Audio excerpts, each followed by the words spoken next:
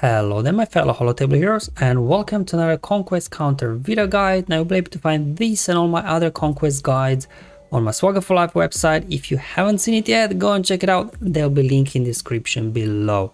Now in today's video I'll be going up against Talzin Nightsisters here in Conquest using two data disc sets. So one will be Overzealous and the other one Stoneskin. Now the modifier for Nightsisters, limitless magic. So whenever an ally is revived, they gain a stack of Ichor, which gives them extra health, protection, offense and speed. So Nightsisters as well, like they are over prepared like 4 or something, so they're a little bit annoying to deal with. They're very fast and everything, but you know, there are a few teams that can knock them out easily. I'll be kicking off the video with Stoneskin data disc set, so we rely on Voluntary Vanguard to putting mark on your healthiest ally. And then we've got Entrenched, Fortified, Unbreakable for extra durability, and then relying on Stacking Defiance or Stacking Fervor to give you stacking offense for your guys, and then as well some protection recovery with critical formation, or if you have the other one, not sure, I forgot how it's called, that gives you protection recovery, attacks out of turn. So out of those two, some extra recovery, protection, extra stacking offense you will need. We got Padme, and the Nightsisters are a little bit annoying, obviously, especially if you have no ways of preventing revives. They keep coming back. So definitely want to take out Daka first, so you stop the revives, but now every time one of their sisters uses basic, she comes back, so you can see they're getting lots of turns. But because of courage here, once we stack it a little bit, we should be able to knock these sisters out. Finish off Talzin, going after Talia, basic there, and I'll just go ahead, finished off Spirit as well with a big force leap from Commander Ahsoka Tano. And there we go, first battle out of the way. Moving on to next one. Obviously any team really that has Malak in there with this data disc set will do well. Obviously just using him in a full Sith Empire team, because everybody will constantly have to keep hitting him because of Mark, and then he's fearing everybody. There we go, we got Death Mark on Talzin with Revan's lead, so she's not coming back, and once that happens you can just hit autoplay at this point. Okay, there we go. Alright, just down to Asajj, and nicely done. So you can see my Malak did get stunned there, that's because of Plague. John Skywalker and clones, using this data disc set, probably as you've seen in my other videos, you can hit autoplay pretty much versus any opponent, to be honest. All these attacks out of turn, critical hits, really juicing up your team, whatever you've got, either stacking offense, stacking defiance, out of those two. And John Skywalker is slowly juicing up. Now they did bring him down because remember, Plague there will stop cleansing, so he wasn't able to cleanse the stuns off when he was critical hit, but still managed to pull this off. We got Shock here with Bad Batch. Shock is there really for the thermometer train and a little bit healing up, dispelling, calling people to assist. So she's really the engine here that makes this team run, so you can keep alive and keep kind of pace with these guys. Man, Asajj is really dodging so much. Come on, somebody get her out. Natalia healed her up. Definitely not the best RNG here. And now they're fully healed up as well. Come on, there we go. Finally the Asajj out. I can turn my attention over to Talia. But remember, for each stack of this Ichor they gain a lot of speed, I think, so actually finishing off Spirit in the end was a little bit annoying, but once you do get buff immunity on her, she can gain foresight, and then you can finish her off in a couple of hits. Up next we got Maul with obviously Canderous, Mandalorian and Watt. You know how this goes, you get Maul going. I'm just gonna go after Asajj first. The good thing about here is that obviously you put weapon tech on Maul, and weapon tech will prevent revives. Unfortunately there, Daka didn't die from Maul's attack, so she's coming back, but at least we got Talzin out. So you really, if possible, you want to here kind of adjust your hits in a way that Maul is the one that deals the finishing blow, so because that will prevent revives. There you go, got there Talia close, so just finish her off with an AoE. Finished off there as well, and now got 5 stacks of Anguish, so they should finish off Spirit as well. Boom, down she goes. Definitely Maul here, thanks to weapon tag, works really well versus Nightsisters.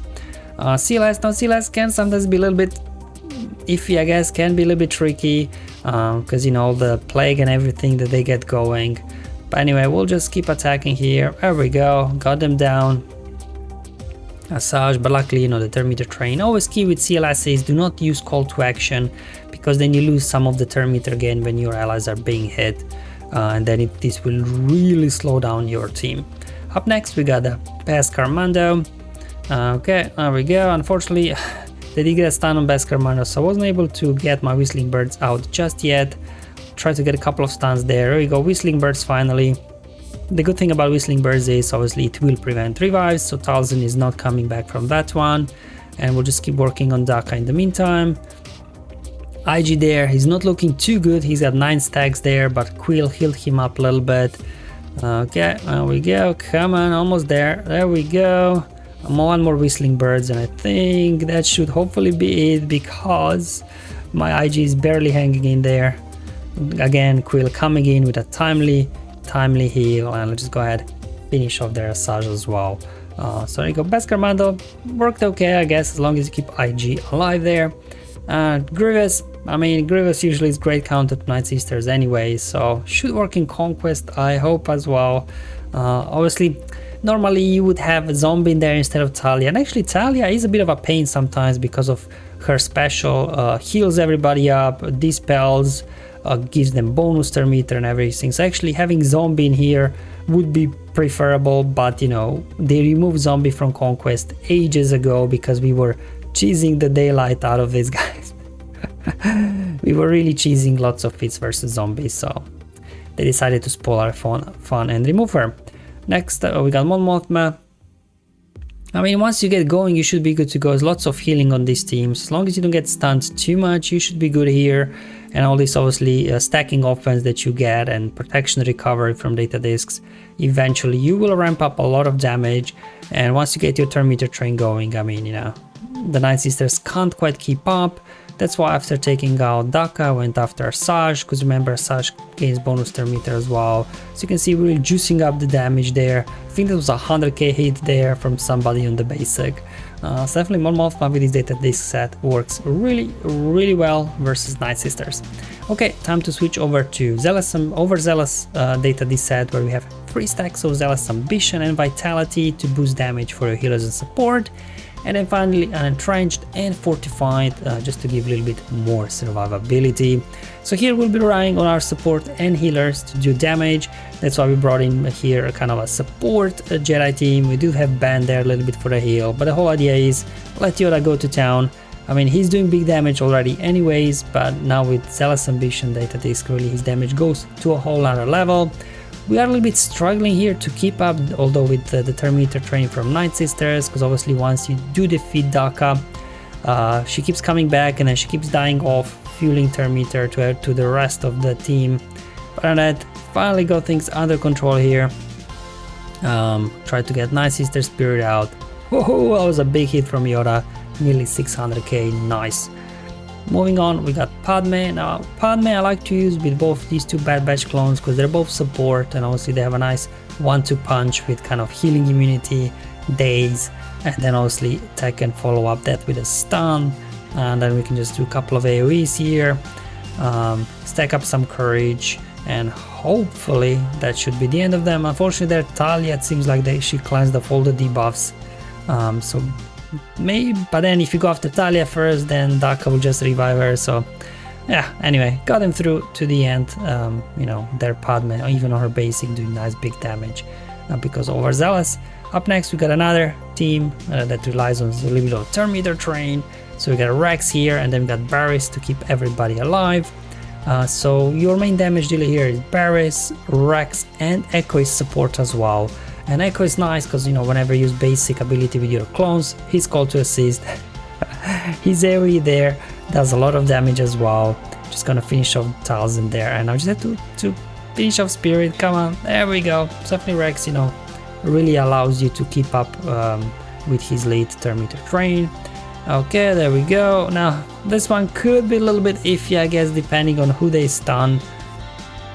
I got 2 guys there stunned, but anyway, hopefully we can get around back to them quickly with all these buffs we're getting, and all of these guys are support, so they'll be doing a lot of damage.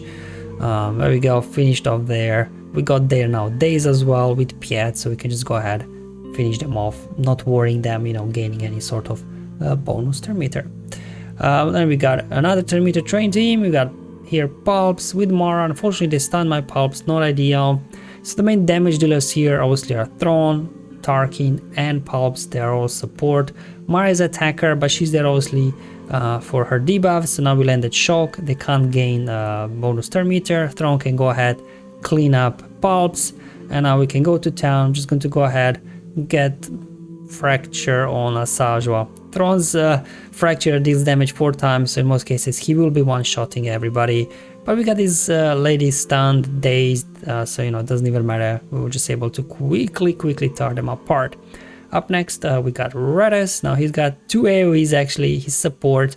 Unfortunately, Rogue One doesn't have a whole lot of support units, so we got only Cassian here and Raddus benefiting from that data disc. Now you may lose somebody, but remember we do have revives on the team with Jean as well as Raddus, so hopefully they can bring somebody back in case you do lose them. And then Pathfinder himself as well has got a self-revive anyways if he's got any buffs. But anyway, was able to do another AoE there and finished off Spirit for a 3-star win. And finally, let's finish off with the king of Overzealous data this set, Dash. Once he gets his AoE out, it's gonna be game over for the sisters. There we go, 1, 2, 3, boom! And that's it guys, that's all what I have for today's video. Hopefully it was useful and helpful, showing you 3 different teams for both Stoneskin and Overzealous data this set. Thank you for watching, I'll see you on the next one, but until then have fun, enjoy life, and may the RNG be with you my friends.